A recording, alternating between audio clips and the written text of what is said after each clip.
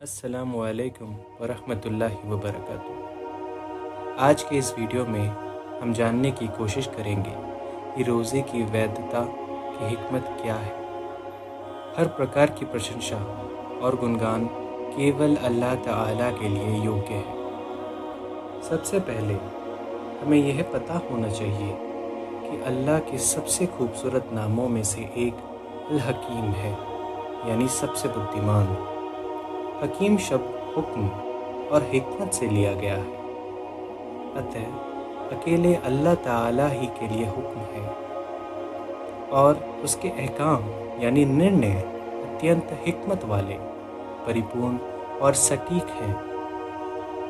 दूसरा, अल्लाह ताला ने जो भी हुक्म यानी विधान निर्धारित किया है उसमें उसकी बड़ी बड़ी हिकमतें हैं, जिन्हें हम कभी जानते हैं तथा कभी हमारे दिमाग वहाँ तक नहीं पहुँच पाते हैं, तथा कभी हम उनमें से कुछ तो जानते हैं जबकि उनमें से बहुत कुछ हमसे छिपा रहता है। और तीसरा, अल्लाह ताला ने रोज़े की वैधता और हम पर उसे अनिवार्य करने के पीछे की हिकमत का उल्लेख अपने इस कथन में किया है। वह कहते हैं, ए ईमान वालों, तुम पर रोज़ा रखना फ़र्ज़ यानी अनिवार्य कर दिया गया है, जैसे उन लोगों पर अनिवार्य किया गया जो तुमसे पहले थे, ताकि तुम मुत्तकी यानी परहेज़गार बन जाओ। सूरतुल बकरा 183 नंबर आयत।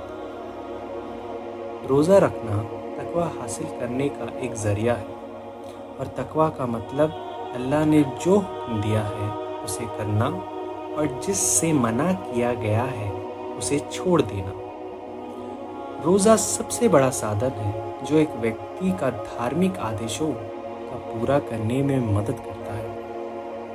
विद्वानों रहीमुल्लाह ने रोज़े की वैधता की कुछ हिकमतों का उल्लेख किया है, जिनमें से सभी तकवा की विशेषताएं हैं, लेकिन यहाँ उनका उल्लेख करने में कोई हर्ज नहीं है, ताकि रोज़ेदार को उनके बारे में पता चले और उन्हें प्राप्त करने के लिए उत्सुक रहे।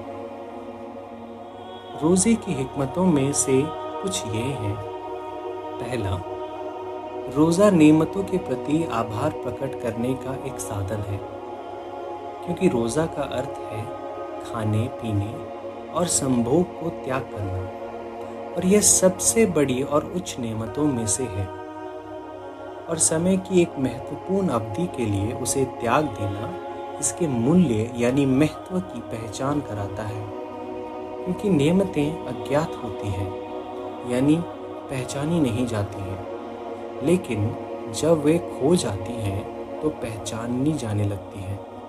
इसी तरह यह उसे उनके लिए आभारी होने के लिए प्रेरित करता है। दूसरा, रोज़ा हराम चीज़ों को त्यागने का एक साधन है, क्योंकि अगर कोई व्यक्ति अल्लाह को खुश करने के लिए और उसकी दर्दनाक यातना के डर से हलाल चीज़ों को छोड़ सकता है, तो अधिक योग्य है कि वह हराम चीज़ों से दूर रहे।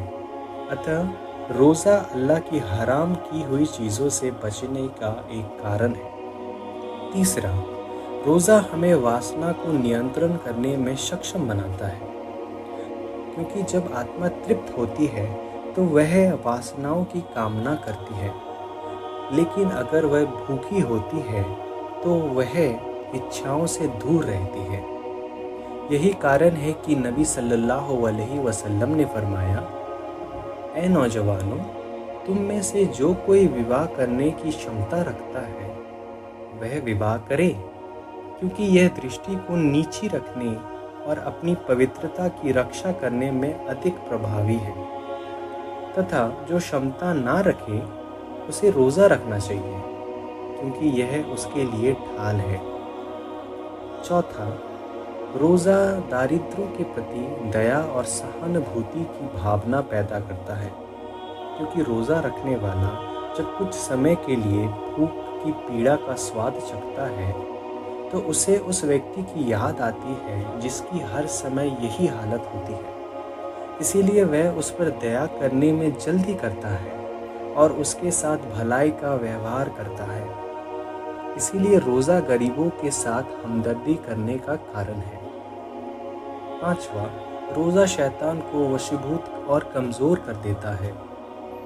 इसीलिए उसका मनुष्य को वासना में डालना कमज़ोर पड़ जाता है, जिसकी वजह से उससे पाप कम होता है।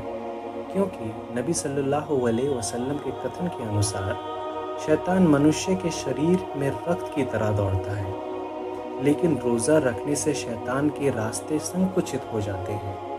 इसीलिए वह कमज़ोर हो जाता है और उसका प्रभाव कम हो जाता है। शेखुल इस्लाम ने मजमूल फतवा 25/246 में कहा है, इसमें कोई संदेह नहीं है कि रक्त खाने और पीने से उत्पन्न होता है, और जब वह खाता है या पीता है तो शैतानों के रास्ते, जो कि रक्त है, चौड़े हो जाते हैं। लेकिन यदि वह रोज़ा रखता है तो शैतानों के रास्ते संकीर्ण हो जाते हैं। इसीलिए दिल अच्छे कर्म करने और बुरे कामों को छोड़ने के लिए प्रेरित होते हैं।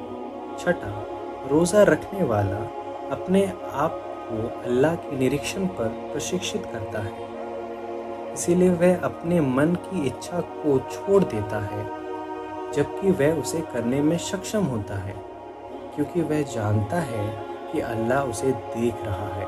7वां, रोज़े में इस संसार और उसकी इच्छाओं के प्रति अरुचि पैदा करना और सर्वशक्तिमान अल्लाह के पास जो कुछ है उसके प्रति रुचि पैदा करना शामिल है। 8वां, यह मुसलमान को बहुत अधिक इबादत के कार्य करने की आदत डालता है, क्योंकि रोज़ा रखने वाला आम तौर पर अधिक इबादत करता है, इसीलिए उसकी इबादत की आदत पड़ जाती है। ये रोज़े की वैधता की कुछ हिकमतें हैं। हम अल्लाह से दुआ करते हैं कि वह हमें उन्हें प्राप्त करने का सामर्थ्य प्रदान करे और अपनी अच्छी तरह से इबादत करने में हमारी मदद करे, और अल्लाह ताला ही सबसे अधिक ज्ञान रखता है। धन्यवाद।